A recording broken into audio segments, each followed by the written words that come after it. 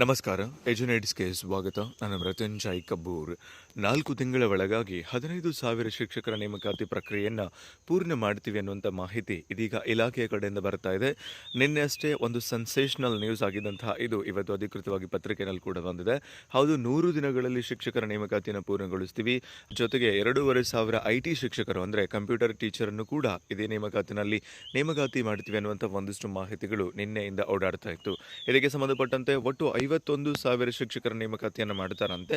ಆ ಪೈಕಿ ಮೊದಲ ಭಾಗವಾಗಿ ಫಸ್ಟ್ ಹಾಫಲ್ಲಿ ಈಗ 15,000 ಶಿಕ್ಷಕರ ನೇಮಕಾತಿ ಬಹುತೇಕ ಕನ್ಫರ್ಮ್ ಆಗಿರುವಂಥದ್ದು. ರಾಜ್ಯದಲ್ಲಿ ಮುಖ್ಯಮಂತ್ರಿ ಬದಲಾವಣೆಯಾದ ನಂತರ ರಾಜ್ಯದಲ್ಲಿ ನೇಮಕಾತಿಗಳಾಗ್ತವೆ ಅನ್ನುವಂಥ ಒಂದು ಭರವಸೆ ಬಂದಿದೆ. ಈಗಾಗಲೇ ಪೊಲೀಸ್ ನೇಮಕಾತಿಗೆ ಸಂಬಂಧಪಟ್ಟಂತೆ ಕೂಡ ಅಧಿಸೂಚನೆ ಹೊರಬಿದ್ದಿದ್ದು ನೆಕ್ಸ್ಟ್ ಆಗಬೇಕಾಗಿರುವಂಥ ನೇಮಕಾತಿ ಅದು ಶಿಕ್ಷಕರ ನೇಮಕಾತಿ. ಸೊ ಅದು ಒಂದು ವಾರದಲ್ಲಾಗುತ್ತೋ ಒಂದು ತಿಂಗಳಲ್ಲಾಗುತ್ತೋ ಗೊತ್ತಿಲ್ಲ. ಆದರೆ ಇವರು 100 ದಿನಗಳಲ್ಲಿ ಪೂರ್ಣಗೊಳಿಸ್ತೀವಿ ಅಂತ ಹೇಳಿದ್ದಾರೆ. ಅದಕ್ಕೆ ಪೂರಕವಾಗಿ ಇನ್ನೂ ಅಂತಿಮವಾದ C&R ರೂಲ್ಸ್ಗಳು ಕೂಡ ಬಂದಿಲ್ಲ. ಆದರೆ ನೇಮಕಾತಿ ಅಂತೂ ಹಾಗೆ ಆಗುತ್ತೆ, ಅದಂತೂ ಪಕ್ಕಾ. ಖಂಡಿತವಾಗಿಯೂ ನೇಮಕಾತಿ ಆಗುತ್ತೆ. ಆದರೆ ಮುಂದಿನ ಒಂದು ತಿಂಗಳಲ್ಲಿ ಇದಕ್ಕೆ ಸಂಬಂಧಪಟ್ಟಂಥ ನೇಮಕಾತಿ ಅಧಿಸೂಚನೆಯನ್ನು ಕೂಡ ನಾವು ನಿರೀಕ್ಷೆ ಮಾಡಬಹುದು.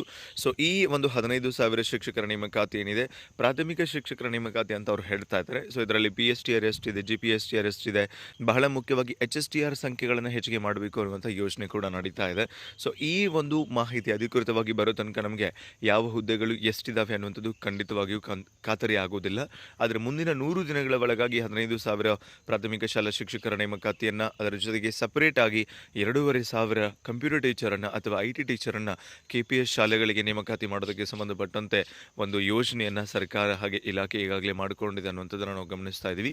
ಒಟ್ಟಾರೆಯಾಗಿ 51,000 ಶಿಕ್ಷಕರ ನೇಮಕಾತಿಗೆ ಆರ್ಥಿಕ ಇಲಾಖೆ ಅನುಮೋದನೆ ಕೊಟ್ಟಿದೆ ಅಂತ ಹೇಳ್ತಾ ಇದ್ದಾರೆ.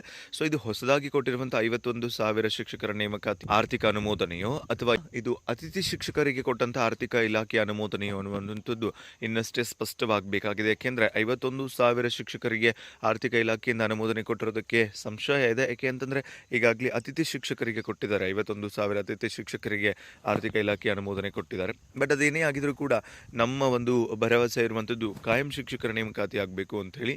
ಸೊ ಮೊದಲ ಭಾಗದಲ್ಲಿ 15,000 ಶಿಕ್ಷಕರನ್ನ ನೇಮಕಾತಿ ಮಾಡ್ತೀವಿ ಅಂತ ಹೇಳ್ತಾ ಇದ್ದಾರೆ. ಸೊ ಇದರಲ್ಲಿ ಪ್ರಾಥಮಿಕ ಪ್ರೌಢಶಾಲೆ ದೈಹಿಕ ಶಿಕ್ಷಣ ಶಿಕ್ಷಕರು ಕೂಡ ಸೇರಿದ್ದಾರೆ ಅನ್ನುವಂಥ ಮಾಹಿತಿ ಇದೆ. 1ನೇ ತರಗತಿಯಿಂದನೇ ಕಂಪ್ಯೂಟರ್ ಎಜುಕೇಷನ್ ಕೊಡ್ತಾ ಇರೋದಕ್ಕೆ ಸೊ ಈಗ IT ಟೀಚರನ್ನು ಕೂಡ ನೇಮಕಾತಿ ಮಾಡ್ಕೊತಾ ಇದ್ದಾರೆ. ಬಟ್ ಇನ್ನೊಂದೇನು ಹೇಳ್ತಾ ಇದ್ದಾರೆ ಅಂತಂದರೆ, ಇದೇ ಶೈಕ್ಷಣಿಕ ವರ್ಷಕ್ಕೆ ಅವರ ಸೇವೆಗೆ ಲಭ್ಯ ಆಗ್ತಾರೆ. ಅಂದರೆ ಇದೇ ವರ್ಷ ಅವರನ್ನು ನಾವು ನೇಮಕಾತಿ ಪೂರ್ಣಗೊಳಿಸ್ಕೊಂಡು ಅವ್ರನ್ನ ಶಾಲೆಗಳಿಗೂ ಕೂಡ ಕಳಿಸ್ಕೊಡುವಂಥ ಕೆಲಸ ಮಾಡ್ತೀವಿ ಅಂತ ಇಲಾಖೆ ಹೇಳ್ತಾ ಇದೆ. ಆದರೆ ಇದನ್ನು ನೇಮಕಾತಿ ಆರಂಭ ಮಾಡೋದಕ್ಕಿಂತ ಮೊದಲು ಇನ್ನೂ 2-3 ವಿಷಯಗಳು ಸ್ಪಷ್ಟ ಆಗಬೇಕಿಲ್ಲಿ. C&R ರೂಲ್ಸನ್ನು final ಆಗಿಬಿಡಬೇಕು. ಹಾಗೆ ಇಲಾಖೆಯಿಂದ ಎಷ್ಟು ಹುದ್ದೆಗಳಿದ್ದಾವೆ ಅನ್ನುವಂತಹ ಒಂದು ವಿಭಾಗವಾರು ಜಿಲ್ಲಾವಾರು ಹುದ್ದೆಗಳು ನೋಟಿಫೈ ಆಗಬೇಕು. ಅದೆಲ್ಲ ಆದ ನಂತರ ಬಹುಶಃ ಇನ್ನೊಂದು ತಿಂಗಳ ಒಳಗಾಗಿ ಈ ಅಧಿಸೂಚನೆ, ಖಂಡಿತವಾಗಿಯೂ 1 ತಿಂಗಳಲ್ಲಿ ಈ ನೇಮಕಾತಿ ಆಗೇ ಆಗುತ್ತೆ ಅನ್ನೋದನ್ನು ಮತ್ತೊಮ್ಮೆ ಹೇಳ್ತಾ, ಸೊ ಯಾರೆಲ್ಲ ತಯಾರಿ ಮಾಡ್ತಾ ಇದ್ರಿ, ನಿಮ್ಮ ತಯಾರಿಯನ್ನು ಮತ್ತಷ್ಟು ಚುರುಕುಗೊಳಿಸ್ಕೊಳ್ಳಿ ಅಂತ ಹೇಳ್ತಾ ಸಿಗೋಣ ಮತ್ತೊಂದು ಪ್ರಮುಖ ಮಾಹಿತಿಯೊಂದಿಗೆ. Thank you so much. Have a good time.